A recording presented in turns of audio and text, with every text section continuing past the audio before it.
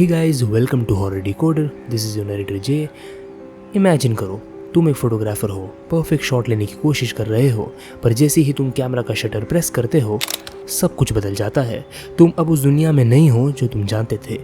वक्त रुक जाता है, दीवारें तुम्हें देख रही होती है और हर आवाज़ एक वार्निंग सी लगती है, और तुम अकेले भी नहीं हो यहाँ पर। So I know you have guessed it by now. So जिस गेम की हम बात करने वाले हैं वो है अमेंटी।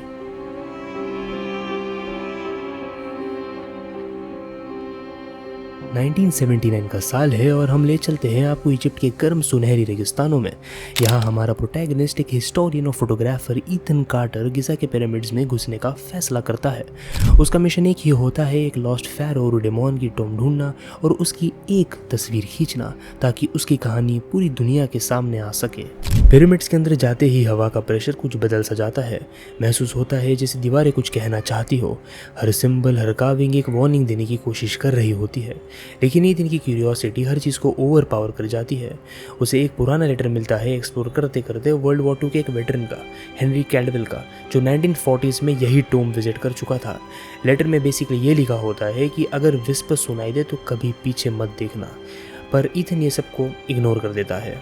टोम के अंदर अंधेरा गहरा होता जाता है और तभी एक स्क्रीम एको करती है, एक औरत की चीख, जिसका चेहरा गुस्से और दर्द से भरा होता है।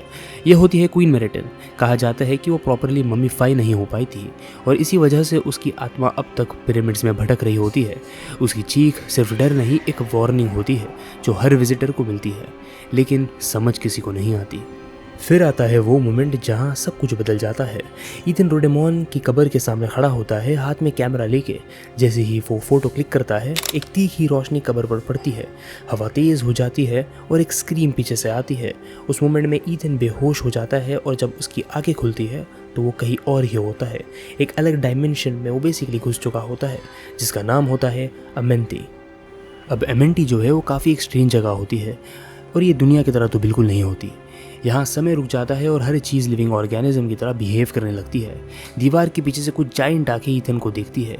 स्टैच्यूज खुद ब खुद हिलने लगते हैं और कैमरा के लेंस के थ्रू ही सच नज़र आता है। लगता है जैसे पूरा पिरामिड एक जिंदा बॉडी बन चुका है और ईथन उसके अंदर कम्प्लीटली फंस चुका होता है। अब जब हमारा प्रोटैगनिस्ट ईथन जब बेसिकली टोम को एक्सप्लोर करते रहता है तो उसे बहुत सारी कार्विंग्स मिलती है और बेसिकली वो रिवील करती है कि रूडेमोन जो होता है वो कोई नॉर्मल pharaoh नहीं था। वो basically alien like celestial being होता है जिसके पास एक डिवाइन पावर उसे दी हुई होती है, जिससे वो टाइम और स्पेस दोनों को बेंड कर सकता है।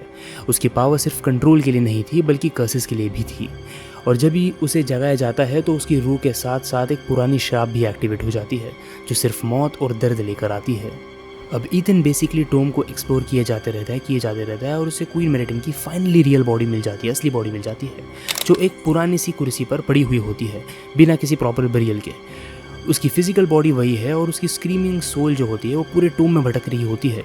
उसके ऑर्गन्स अंदर ही रह गए थे और कोई प्यूरिफिकेशन नहीं हुई थी और इसलिए उसकी आत्मा को शांति नहीं मिल पाती। उसकी सोल जो होती है अब 9 टुकड़ों में बट चुकी होती है और वो हर जगह ईथन को ढूंढती रहती है।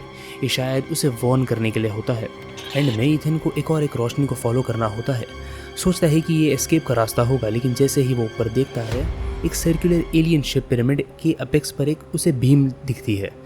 एग्जैक्टली ये वही बीम होती है जो उसने टॉम में पहली बार देखी थी। तब उसे समझ आ जाता है कि ये अमेंटी में उसे लाया गया है और वो बेसिकली ये पूरा एक प्रोसेस, एक साइकिल में वो फंस चुका है जहाँ से वो कभी एस्केप नहीं कर पाएगा। तो गेम बेसिकली फाइनली इस नोट पर ख़त्म हो जाता है। ईथन अमेंटी में हमेशा के लिए ट्रैप्ड रह जाता है। उसके आसपास स्क्रीम्स गूंजती रहती है, क्वीन के फुटस्टेप्स उसे सुनाई देते रहते हैं और रूडेमोन का जो कर्स होता है अब उसके ऊपर एक्टिवेट हो चुका होता है। So guys, before I end this video, let us also talk about the historical inspirations behind Amenti. So the first thing is the pharaoh रूडेमोन himself. So जिसके बारे में मैंने पूरी गेम में एक्सप्लेन किया हूँ pharaoh रूडेमोन के बारे में, वो एक्चुअली में इंस्पायर्ड है by a historical figure named Rudemon, जो एक्चुअली लास्ट pharaoh थे इजिप्ट के 23rd डायनेस्टी के। एंड हाउएवर गेम जो है वो अपनी क्रिएटिव लिबर्टीज़ यहाँ पे यूज़ करता है, इनकॉर्पोरेट करता है fictional elements in this story. अभी let's talk about the second one, which is queen Meriton. Now queen Meriton is not directly based on a specific historical figure, but इनका जो नाम है वो कहीं ना कहीं रिजेंबल करता है क्वीन मेरेसेंख द थर्ड को, जो एक एंशिएंट इजिप्शियन क्वीन थे।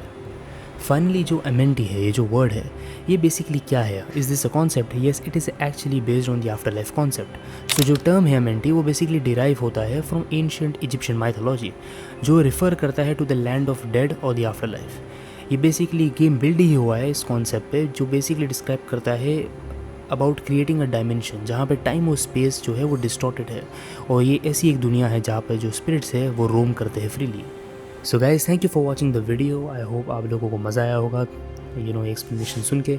If you want me to decode more games and if you love my craft, let me know in the comments, and till then के लिए स्टे क्रीपी।